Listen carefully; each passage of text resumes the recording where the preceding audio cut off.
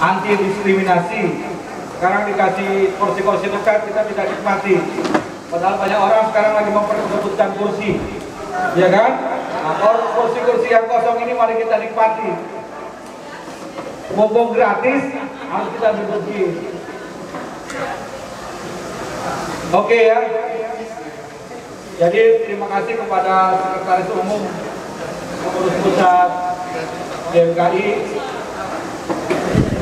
Tadi saya ketemu Ketua Umum juga ada di luar.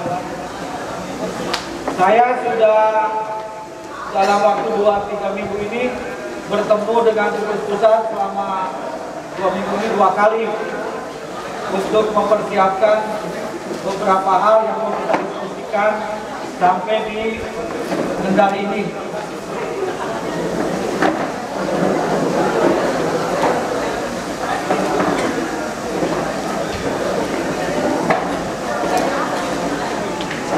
Bisa kita mulai atau belum?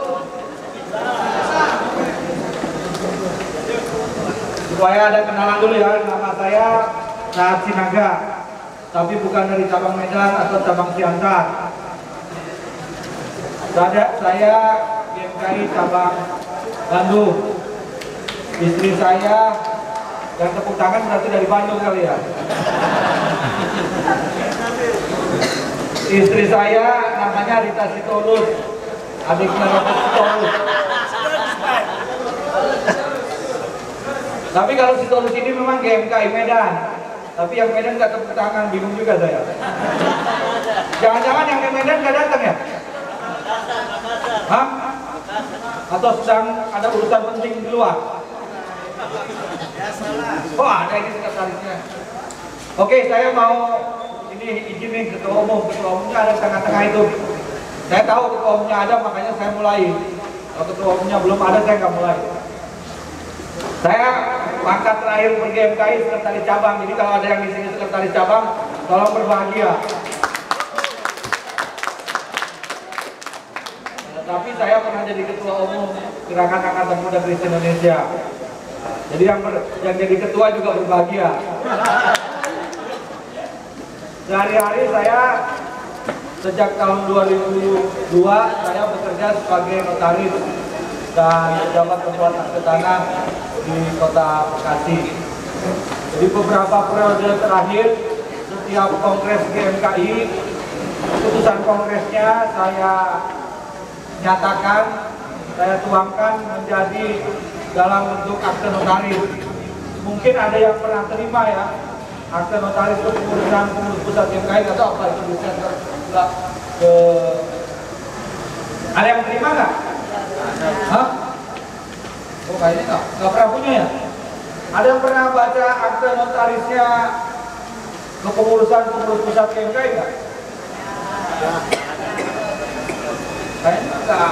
Kalau istilahnya gor minoritas nih. Ada yang pernah lihat kan? Ya. Nah, kalau belum punya biar saya kirim satu-satu. Kenapa saya harus memulai dengan itu? Saudara sekalian, setiap keputusan kongres sejak beberapa tahun belakangan, dari Bung Ayu ke belakangnya Bung Narno, sebelum Bung Narno siapa ketua umum sebelum Narno? Hah? Joni Rahmat, sebelum Joni Rahmat Mambe, sebelum Mambe, yang lain-lainnya, saya diperkenankan oleh pengurus pusat menuangkan keputusan kongres itu dalam bentuk akte notaris. Dan akte notaris itu biasanya dibawa ke bank untuk merubah spesimen tanda tangan rekening pengeluaran uang di bank. Itu salah satu manfaatnya. Lalu yang lain, kalau misalnya Anda mendaftarkan ke Kesbangpol untuk membuktikan adanya perubahan pengurusan, biasanya akte itu bisa dibawa ke pemerintah. Itu membuktikan bahwa GMKI itu mau kita membuat sebuah regulasi perubahan kepengurusan secara tertib dan berkesinambungan. Karena kalau arsip-arsip yang lain hilang, minimal kantor notaris Sahat akan menyimpan itu. Karena saya sebagai notaris punya kewajiban menyimpan semua dokumen-dokumen akte itu namanya protokol notaris. Dan notaris berkewajiban menyimpan itu sepanjang hidup saya. Kalaupun nanti saya sudah pensiun notaris itu umur 65 tahun, nanti itu akan dioperkan ke notaris yang lain. Sehingga kalau ada dokumen notaris itu bisa dilacak di mana 20-30 tahun yang lalu Anda membuat akte notaris. Itu saya mau sampaikan yang kenapa saya agak geli juga, karena 2 minggu yang lalu tiba-tiba DPP Gamki baru ingat katanya akan mengakte notariskan kepengurusan DPP Gamki. Saya bilang mudah-mudahan Roh Kudus sudah menggerakkan Anda supaya Anda sadar, karena nggak ada dokumennya kan. Nah, itu kan. Saya mulai, ini bukan kuliah hukum, tapi memang harus saya menjelaskan hukum. Pertanyaannya kan kenapa harus ada badan hukum? Saudara, dalam dunia hukum itu ada 2 jenis subjek hukum. Subjek hukum yang paling tua itu adalah manusia, seperti kita sekalian. Sebagai subjek hukum, Anda itu pemegang hak dan kewajiban. Anda punya kewajiban dan punya hak. Anda bisa bertindak sebagai orang yang memiliki hak atas, misalnya punya mobil, punya tanah. Anda bisa mengadakan perjanjian dengan orang lain. Itu pribadi-pribadi sebagai subjek hukum. Nanti kalau di sini ada mahasiswa fakultas hukum atau sarjana hukum, nggak usah kita perdebatkan, karena pasti banyak sudah saya tulis di makalah saya, pendapatnya bermacam-macam. Yang kedua yaitu subjek hukum yang artifisial, artinya bukan pribadi manusia, tetapi sebuah organ yang dipersamakan dengan posisi manusia sebagai subjek hukum. Dia punya hak dan kewajiban dalam bidang hukum, termasuk dia mempunyai kesempatan untuk memiliki hak atas benda bergerak maupun benda tidak bergerak. Punya mobil, punya tanah. Yang paling populer pada hukum yang mungkin kita sering dengar itu adalah PT atau perseroan terbatas. Yang kedua yang mungkin kenal juga sekarang yayasan. Yang mungkin Anda kenal juga koperasi. Yang Anda kenal juga sekarang partai politik. Partai politik itu juga badan hukum, tetapi badan hukum yang spesial dalam bidang politik. Lalu ada yang namanya perkumpulan. Mungkin di beberapa daerah itu banyak, kalau kawan-kawan yang dari Yayasan Katolik seringkali bikin perkumpulan rumah sakit, misalnya perkumpulan suster-suster Marsudirini, perkumpulan yang seperti itu. Dia punya kesempatan memiliki hak atas tanah dan lain sebagainya. Nah, saya harap kita dalam posisi itu kita punya pemahaman yang sama, bahwa badan hukum itu ada 2 jenis, manusia dan organ artifisial di luar manusia. Tentu yang organ ini nggak mungkin kerja, misalnya yayasan. Yayasan itu nggak mungkin kerja kalau tidak ada organ-organ pengurusnya. Mungkin udah ngerti ya, kalau yayasan itu ada organnya, ada pembinanya, ada pengurusnya, terdiri pada ketua, sekretaris, bendahara, dan juga ada pengawasnya. Saya sengaja terbang ke sini, sebetulnya saya ingin semua pengurus GMKI, adik-adik ini masa depannya harus ngerti lah tentang badan hukum ini.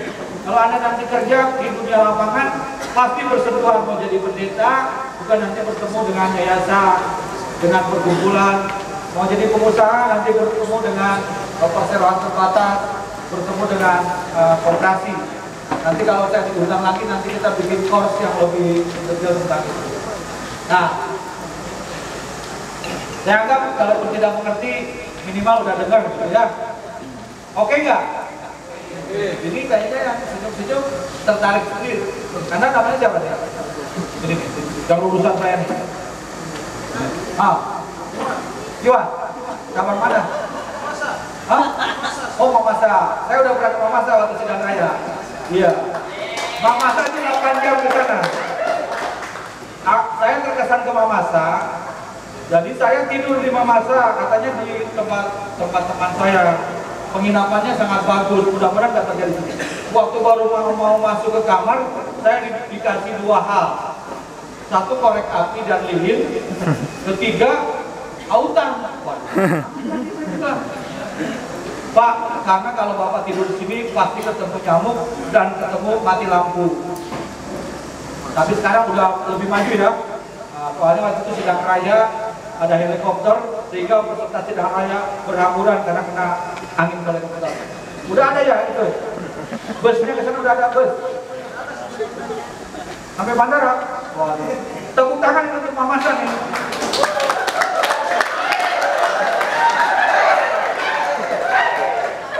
Ini saya serius loh.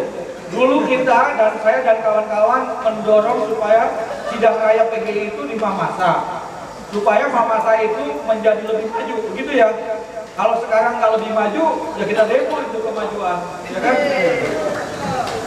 Saya kalau kasih materi atau ceramah memang nakal, minimal harus 10 orang saya sapa, ya kan? Namamu Iwan dari Makassar. Oh, Makassar.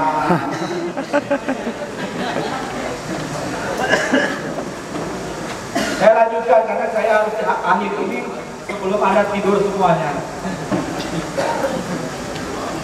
Jadi itu badan-badan hukum saya sudah jelaskan, nanti bisa dibaca di teks yang saya sudah siapkan apa pengertiannya. Saya masuk kepada pesan daripada pengurus pusat. Pengurus pusat katakan Kongres GMKI di Pontianak mengamanatkan kita akan membentuk badan hukum. Saya kemarin menawarkan kepada pengurus pusat, GMKI ini berjalan seperti ini, lalu nanti kita di GMKI ini membentuk badan hukum untuk keperluan-keperluan yang mungkin nanti akan diperlukan dalam perkembangannya. Misalnya saudara-saudara, kalau kita misalnya akan berperkara di pengadilan, saya sebenarnya nggak ingin GMKI berperkara di pengadilan ya, tapi faktanya sekretariat kita di Salemba itu harus berperkara kita di pengadilan. Dan menurut pengacaranya yang kebetulan teman saya Yusmik dan Dr. Yusmik dan Nixon dan selalu dulu sekretaris umum Gampi, saya ketua umumnya, salah satu yang menjadi kelemahan kita adalah legal standing. Posisi hukum GMKI dipertanyakan sebagai penggugat karena dia bukan sebagai badan hukum yang punya hak dan kewajiban dan bisa bertindak sebagai penggugat di pengadilan. Nah, kejadian seperti ini kita nggak boleh biarkan itu berlalu, ya kan? Sebagai orang-orang beriman dan dikaruniai Roh Kudus dan kepintaran, kita harus cerdik melihat ke masa depan. Kita harus mempersiapkan ini. Mudah-mudahan bukan untuk berperkara kita, untuk mempunyai badan hukum. Tetapi misalnya hari ini tiba-tiba ada orang mau memberikan sumbangan ini ke GMKI cabang Sarmi. Sabang Sarmi mana? Jadi GMKI Sabang Sarmi diberikan sumbangan atau hibah dalam bentuk tanah, mau jadi sekretariat GMKI Sarmi. Nah, mungkin sekarang nanti Pemdanya akan tanya, dokumen apa yang Anda punya, Bung Ketua? Nama siapa? Paul, Iwan, ya Iwan. Iwan dari Mamasa, Paul dari Sarmi, ya kan? Dia harus mengeluarkan dokumennya. Nah, sekarang kalau diminta dokumennya belum ada. Nah, itu yang harus kita persiapkan. Jadi Iwan juga kan udah punya sekretariat di Mamasa kan? Udah kan? Udah belum? Kok lemes amat jawabannya? Udah belum? Sudah kan? Percuma wakil bupatinya senior, teman saya tuh, saya hafal satu-satu. Di Sarmi juga kenapa saya sebutkan dulu bupatinya senior dulu, atau sekarang mungkin masih. Beberapa bupati kebetulan saya kenal, tapi mereka nggak kenal saya.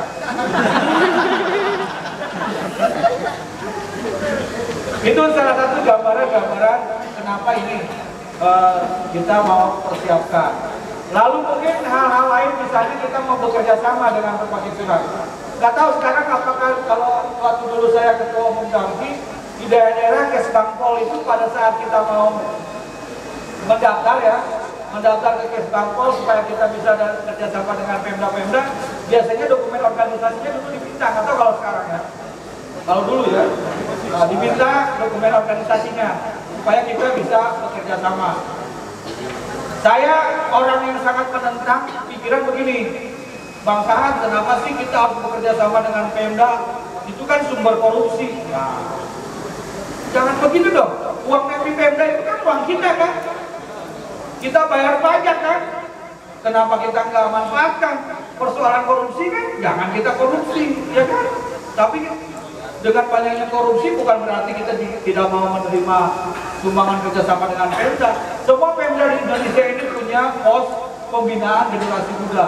Dan seringkali GFKI nggak pernah terima. Ada yang terima nggak? Hah? Ada kan? Biasanya di Bandung yang nggak ada kan? Bandung ada nggak? Ada. Namamu siapa?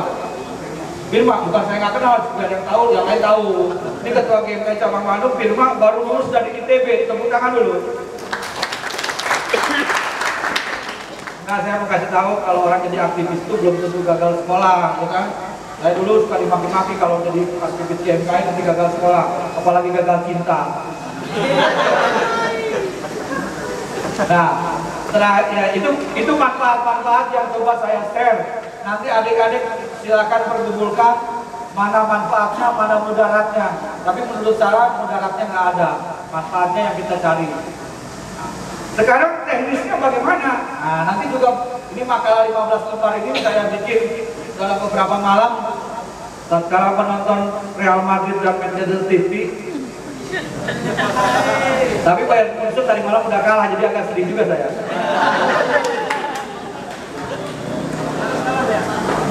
Tapi karena mau pergi ke Kendari, saya tahan diri lah. Jadi teknisnya kan saya sebenarnya kemarin menawarkan pengurus pusat GMKI ini ada 89 cabang. Kalau nggak salah 89 ya Kabitor ya. Ini Frans ini rajin tuh goda-godain saya tuh tiap hari ngomongin badan hukum, padahal sampai saya belum dibayar nih. Maksudnya belum dibayar itu maksudnya belum istirahat. Jadi 89 cabang ini bagaimana kalau bisa bersepakat membentuk badan hukum ini. Nanti nggak mungkin kan semuanya datang ke kantor saya kan? Mungkin nggak? Nggak mungkin.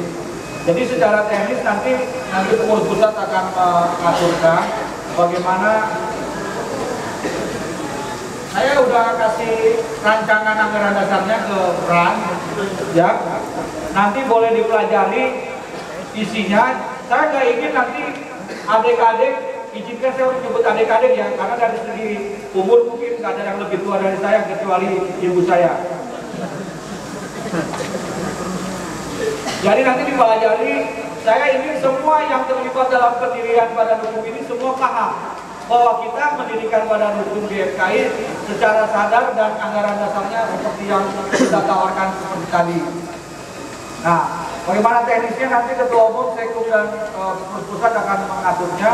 Kalau nanti anggaran dasarnya misalnya di dalam pertemuan ini disetujui, nanti bapak dan ibu lagi, saudara sekalian memberikan kuasa kepada ketua umum dan sekretaris umum untuk menuangkan itu menjadi akte notaris bertemu dengan saya sebagai notaris di Kota Bekasi. Kira-kira setuju begitu atau enggak? Yang setuju cuma yang di tembokkan. Nanti setelah saya bicara ini, saya minta minimal 3 orang ya, ya izin dari Sekkum ya. Ya, ada cabang Surabaya nggak? Namamu siapa? Daniel ya? Sekretariatnya udah selesai suratnya? Puji Tuhan, alhamdulillah, tepuk tangan ini. Salah satu, saya kebetulan ditugaskan mereka ini jadi pengurus pusat, BKS PGI GMKI. Tapi saya memang belum pernah ikut ke daerah-daerah karena belum ada bagian saya, ya kan? Kalau cuma melatih saya nggak ikutan. Tapi kalau disuruh periksa suratnya mau saya ikutan, ya benar. Kalau melatih apalagi yang melatihnya udah lebih dari saya gitu. Surabaya udah. Jadi teknisnya gitu ya. Di Surabaya ini kan sudah punya sekretariat. 89 ini yang sudah punya sekretariat mungkin 90 yang sudah punya sekretariat ya. Dari cabang mana?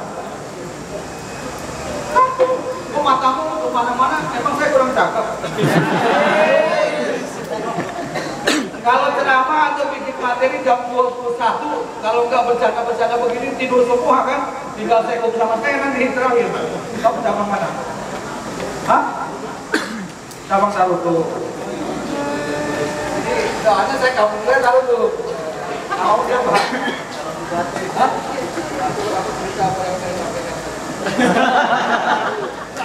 Kalau memang nggak jelas kan mendingan saya